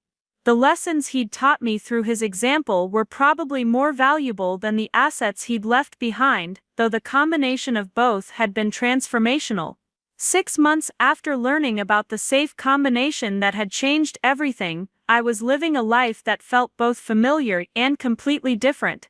The same person in many ways, but with options and opportunities that had previously seemed impossible. The same values and work ethic, but applied to projects that I'd chosen rather than accepted out of necessity. My grandfather had been right about independence and security, providing the foundation for making choices based on preference rather than obligation. He had also been right about the importance of recognizing and rewarding the people who invested in relationships rather than simply expecting them. The inheritance had been structured not as a windfall but as a trust, a responsibility to steward resources carefully and use them in ways that honored the values and priorities that had guided their accumulation. It was a responsibility I was still learning to handle, but one that felt increasingly natural as I gained experience with the practical aspects of property management and business ownership. Late that night, sitting in my new apartment with a cup of tea and the monthly financial reports spread across my kitchen table, I composed an email to Emma Rodriguez with an update on the day's developments and a proposal for celebrating the 6-month anniversary of what we'd come to call the safe revelation. Tomorrow marked exactly 6 months since I'd turned that combination dial and discovered that my grandfather's final lesson was about much more than money or property or family dynamics. It was about the difference between security and independence, between surviving and thriving, between accepting the life you're handed and creating the life you choose to build. The building would continue generating income, whether I was directly involved in its management or not. The bank account would continue growing through careful investment and modest living expenses. The business I'd started would continue serving clients who needed competent financial guidance and support. But more than any of those individual components, I had gained something that couldn't be quantified in financial statements or property valuations: the knowledge that I was capable of handling significant responsibility, making complex decisions, and building something meaningful from the foundation my grandfather had provided. That knowledge was the real inheritance, the gift that would continue appreciating long after the building was sold and the bank account was spent. It was the understanding that worth wasn't determined by family position or social approval, but by the willingness to show up consistently for the people and values that mattered most. My grandfather had spent 15 years building financial security for my future, but he had spent my entire lifetime teaching me the character and competence necessary to handle that security responsibly. The combination of both had created possibilities I was still discovering, opportunities that extended far beyond the assets he'd left behind. 1 year later, I received an invitation that would have seemed impossible 12 months earlier. The Springfield Chamber of Commerce was hosting their annual Small Business Excellence Awards, and my consulting practice had been nominated in the category of Emerging Entrepreneur of the Year. The letter arrived on cream-colored stationery with elegant letterhead, the kind of formal recognition that represented acceptance into a professional community I'd never imagined joining. The nomination itself was less important than what it represented: transformation from someone who processed other people's financial decisions to someone who made strategic choices that influenced the economic landscape of her community. The scared young woman who'd sat in Mr. Morrison's office learning about her grandfather's hidden assets had evolved into a business owner whose opinions were sought by other entrepreneurs and whose success was worthy of public recognition. I placed the invitation on my kitchen table next to the morning coffee and allowed myself a moment of quiet satisfaction. My grandfather would have been proud, not because of the award but because of the methodical approach I'd taken to building something meaningful from the foundation he'd provided. He'd always believed that recognition followed competence, that external validation was less important than internal knowledge of work well done. The consulting practice had grown beyond my initial expectations, partly due to referrals from satisfied clients and partly due to strategic partnerships with other professionals in the Springfield business community. Dr. Rebecca Chen and I had formalized our collaboration, creating a comprehensive service package that combined accounting, tax preparation, and financial planning for small business owners who needed sophisticated guidance but couldn't afford the fees charged by larger firms. Our partnership had proven beneficial for both practices. Rebecca brought expertise in complex tax strategies and business structure optimization, while I contributed skills in cash flow management and long-term financial planning. Together we could serve clients whose needs exceeded what either of us could address independently, creating value that justified higher fees while providing better outcomes for the businesses we supported. The success of this collaboration had led to additional opportunities with other professionals throughout the region. A local attorney had approached us about developing estate planning services for business owners, recognizing that many entrepreneurs needed guidance about succession planning and wealth transfer strategies. An insurance broker had proposed a partnership focused on risk management consulting, helping business owners understand how to protect their assets and income streams against various threats. These relationships represented the kind of professional network that had seemed unattainable when I'd been working at the accounting firm, processing invoices and reconciling accounts for clients whose broader financial picture remained invisible to me. The independence my grandfather had made possible had allowed me to pursue connections based on mutual professional respect rather than economic desperation. The building on Commercial Street continued to serve as both a source of income and a laboratory for understanding real estate investment principles.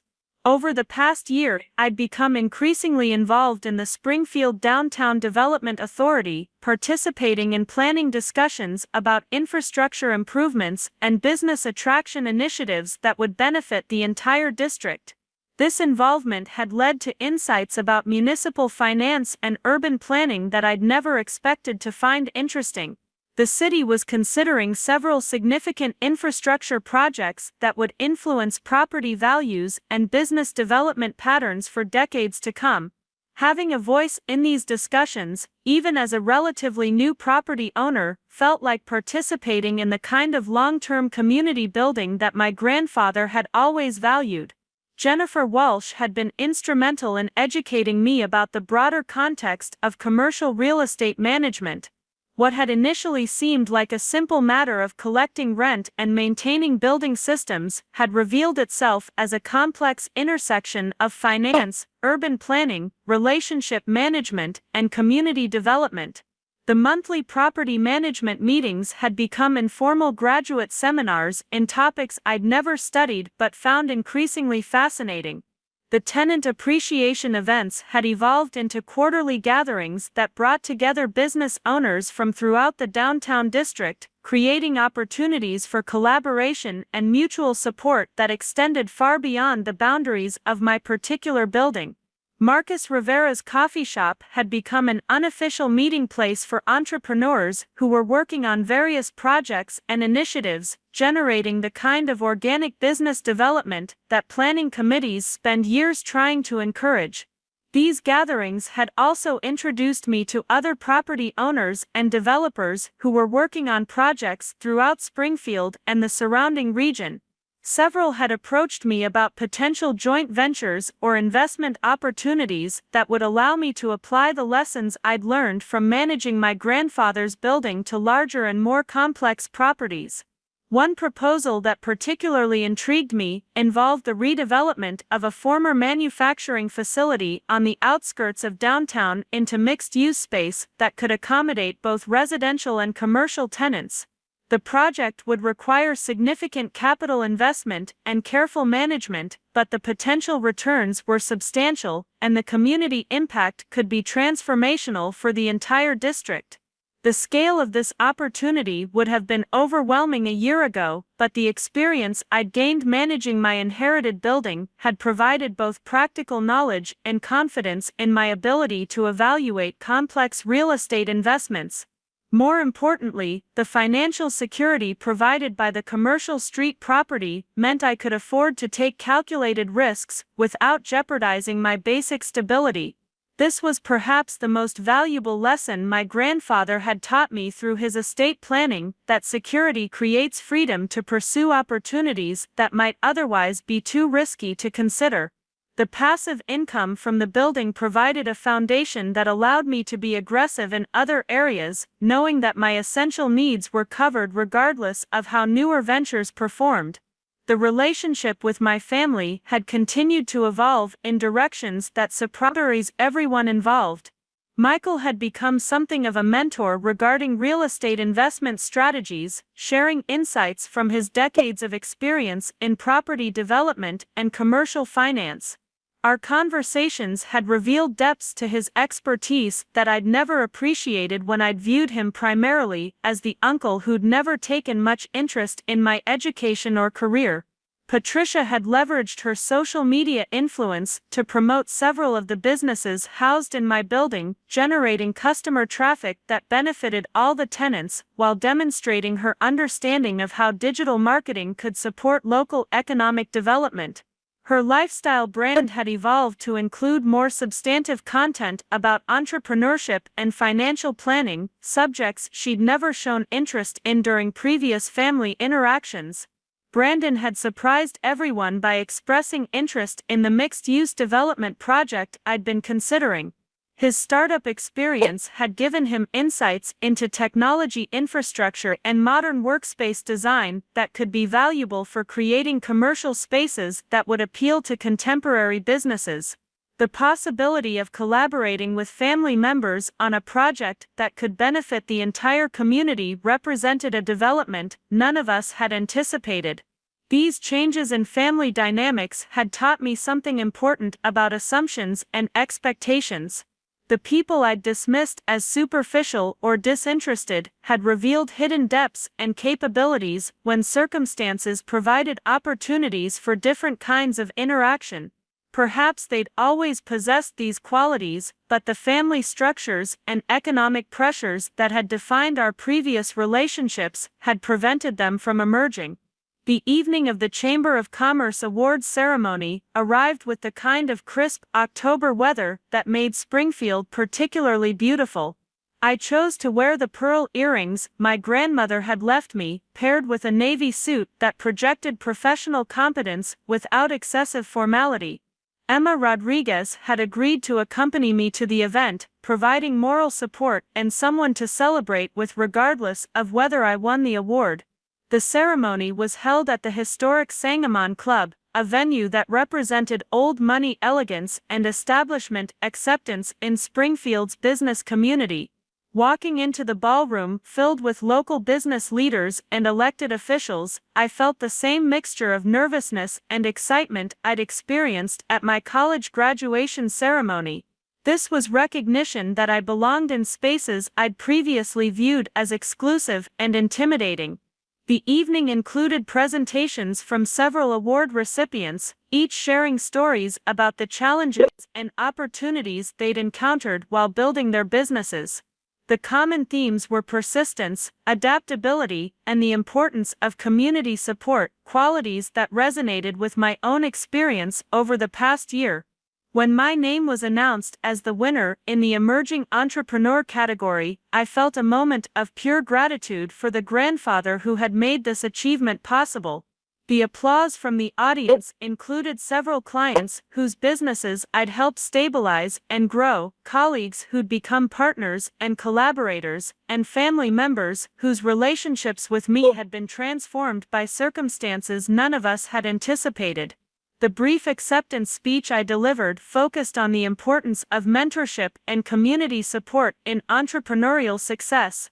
I spoke about the guidance I'd received from other business owners, the collaborative relationships that had enabled me to serve clients more effectively, and the foundation of security that had allowed me to take risks necessary for growth and innovation. I did not mention my grandfather directly, but anyone who knew our story would have understood the subtext. The opportunities I'd been able to pursue, the partnerships I'd been able to form, the community involvement I'd been able to sustain, all had been made possible by his careful planning and generous vision for my future. After the ceremony, several attendees approached me with questions about my consulting practice and potential opportunities for collaboration. Business cards were exchanged, meeting dates were scheduled, and possibilities were discussed that would have seemed impossibly ambitious just months earlier. The recognition provided by the award had opened doors that might otherwise have remained closed for years. Emma and I celebrated at a wine bar downtown, toasting not just the award but the broader transformation that had taken place over the past year. The scared, struggling accountant who'd learned about her inheritance in Mr. Morrison's office had evolved into a confident business owner whose expertise was valued by clients and colleagues throughout the region. But perhaps more importantly, I'd discovered that my grandfather's greatest gift hadn't been the building, or the bank account, or even the financial security they provided. His greatest gift had been the demonstration that careful planning and patient execution could create opportunities that seemed impossible from the perspective of immediate circumstances. The combination to the safe hadn't just unlocked a metal box filled with documents and value. It had unlocked a future that honored both my grandfather's values and my own aspirations, proving that legacy isn't just about what you inherit, but about what you choose to build with the resources you're given. Late that night, sitting in my apartment with the award on my kitchen table and plans for tomorrow's client meetings spread across my desk, I understood that my grandfather's story was still being written through the choices I made and the opportunities I created. The safe combination had been my birthday because he'd understood that my true inheritance wasn't money or property, but the knowledge that I possessed the character and competence necessary to build something meaningful from whatever foundation I was given. That knowledge would continue growing and compounding long after the last dollar from his bank account had been spent and the building on Commercial Street had been sold to new owners. It was the gift that would keep generating returns throughout my lifetime and beyond, the lesson that would influence every major decision I made about career, relationships, and community involvement. My grandfather had taught me that the most valuable inheritance isn't measured in dollars or square footage, but in the confidence to pursue opportunities that align with your values and the security to take risks that might lead to extraordinary outcomes. That inheritance was mine forever, and no family dispute or economic downturn could diminish its value or limit its potential for continued growth. Up next, you've got two more standout stories right on your screen. If this one hit the mark, you won't want to pass these up. Just click and check them out.